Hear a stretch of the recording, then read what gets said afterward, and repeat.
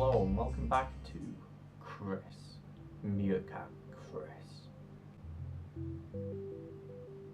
That's right, PSVR, or PlayStation VR as it's also known. I'm going to be sharing my favourite / recommended PSVR games. So if you're fortunate enough to own one of these, this video should be of some interest to you in no particular order. Obviously, I'd recommend PSVR Worlds if you can buy this cheap.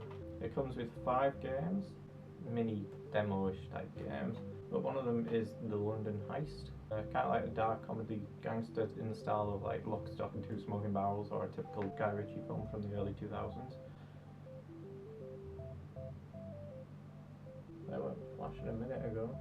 Other than that, you can try the other games. They're alright, but I wouldn't really say they were worth the price. You get VR Luge, which isn't that good. Danger Ball, I actually don't mind Danger Ball, but it doesn't really have any online component, which I think it's in desperate need of. Scavenger's Odyssey, which I found insanely tedious and boring, so I wouldn't even bother playing that. And Ocean Descent, which was actually the first VR game I actually ever tried out, and I would recommend it. Definitely VR Worlds is something that you could buy to kind of show off to your friends. Anyway, most of you know what VR Worlds is anyway. So. Battlezone. It does have an online component. I don't really use it because I don't know if you can actually switch it off, but you know how you have to have the PlayStation camera watching you, obviously, to track the headset. When I'm online, I can't really find a way of like disabling my microphone on that PlayStation camera, so every time, no matter what I do, I always find myself somehow communicating with everybody else online. So a lot of you older fellas will probably remember Battlezone from the earlier PC days. A PSVR remake in the style of Tron, specifically Tron Legacy. Good gameplay, quite fun.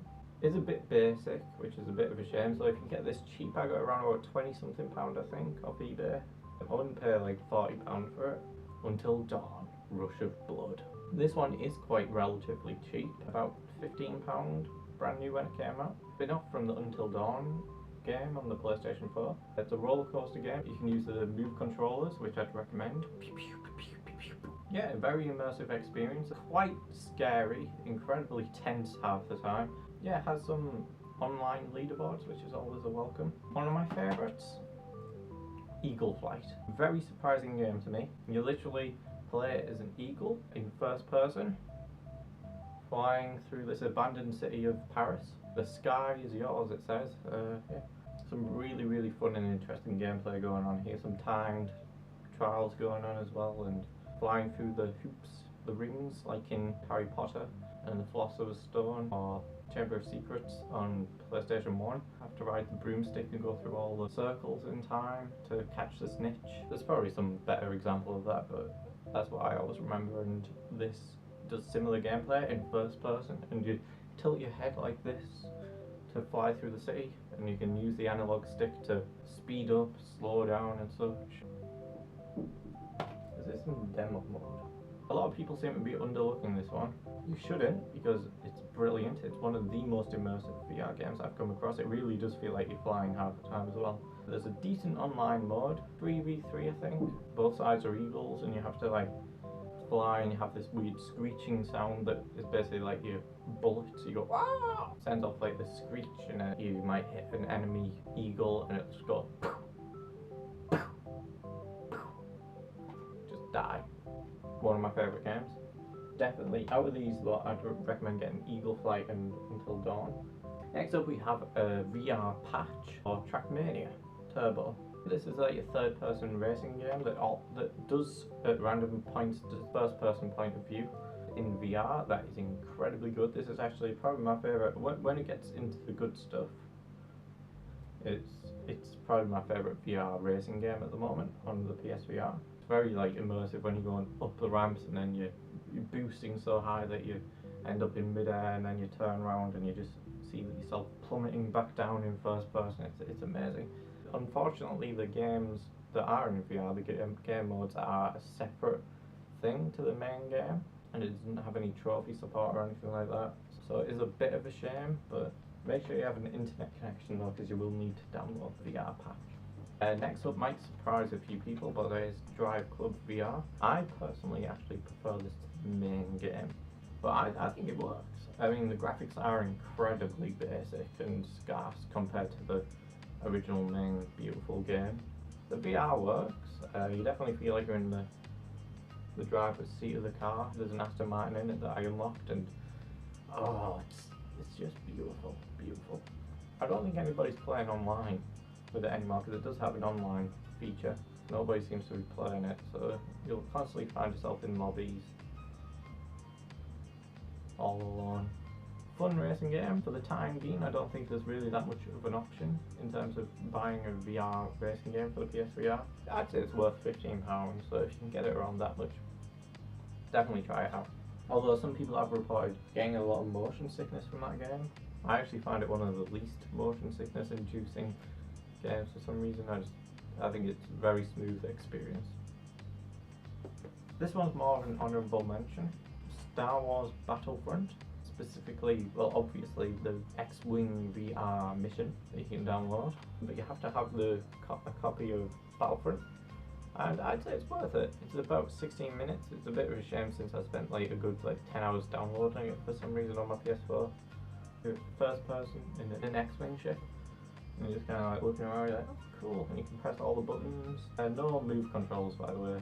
I don't mean when you press all the buttons you're doing, like, you're just kind of just sitting there with your remote going, oh, pressing all the buttons, looking, pressing buttons, but you have to click the button to jump to hyperspace and stuff. It's so good. And the combat system in the VR is pretty amazing. It feels really realistic at times. Probably even more so than the actual Battlefront game in terms of flying ships.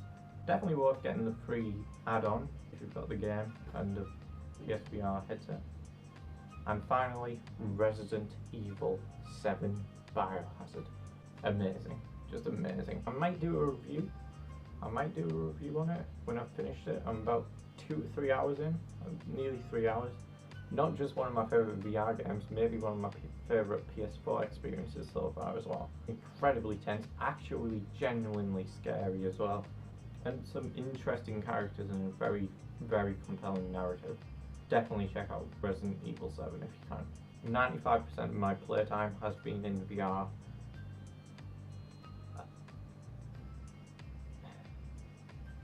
It's scary. It's pretty scary. I mean, Until Dawn's scary, but this is next level horror for me. Let me just say that there's a lot of times when something had happened and I'd have to just pause the game just to sit back and take a breather. Buy it and play it in VR. Digital releases that I've bought is Batman Arkham VR. A short experience, probably about an hour or 2 hours. I played it in different chunks, so I got it over a few days, but it's worth it. Other people seem to like it a lot more than I do. I didn't find it that immersive. People say it's the most it felt like Batman. I didn't quite get that, but again, I played it in chunks, so I probably had the experience ruined for me a little. Pretty good ending. Just looking in the mirror is pretty cool as Batman. It's a shame he just has a facial expression like this when I'm actually like, Batman. Yeah, kind of takes you out of it. Two contrasting emotions going on there. Not really the game's fault though. I got Keep Talking and Nobody Explodes, I think it was. Great game for parties of people such as me, Kathleen and my brother. A lot of communication you have to have going on there. I don't think it's an online game. I wouldn't recommend it if you're just going to play by yourself. You'd literally be in VR, having to take it off to read the instructions or whatever that's going on. Put it back on. Basically like a little bomb defusal game where you're in a room.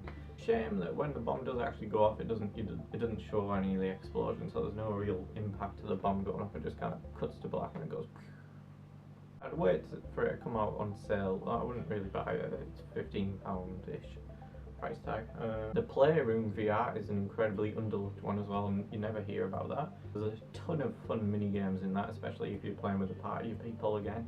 Just a shame that they've got a very little select amount of games on there. I am waiting to see if they ever add a few more to that. I mean, it is free, but I mean, for the cost of the VR headset itself, you kind of need something that's free, come with quite a bit to it at the same time. It definitely shows off what they can do with VR. I doubt they're going to do that much with VR, like because they always, like when they release stuff like this, they always show off, ooh, look, you can do this in games with it, and then they never do anything like that ever again with games.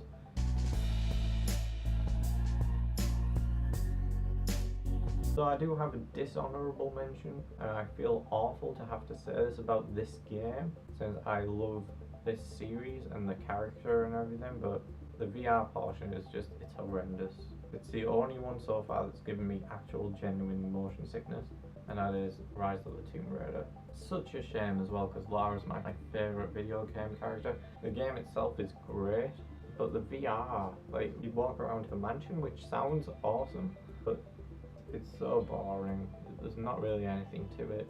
Worst of all, it actually makes me feel ill. I'm sorry, Lara. I'm sorry. I didn't mean it. Didn't mean it.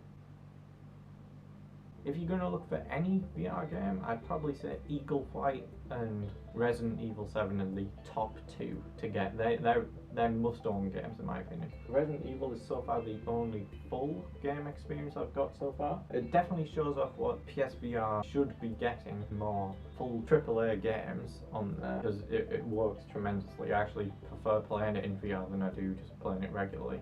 Adds a whole other element to it that I don't get when just playing it with just an analog stick at a distance from a TV or whatever. Quite a lot of people have bought the headset, and it does cost quite a bit of money to get that. We need the games to make up for that, and so far I don't think we've got that many. But yeah, thank you for checking out my video. I actually do appreciate it, because it does feel like nobody watches my videos. It's true. Please, please, please like and subscribe. I hate. But yeah, I don't mean to beg. It shows that you care. I don't know, do what you want. Bye.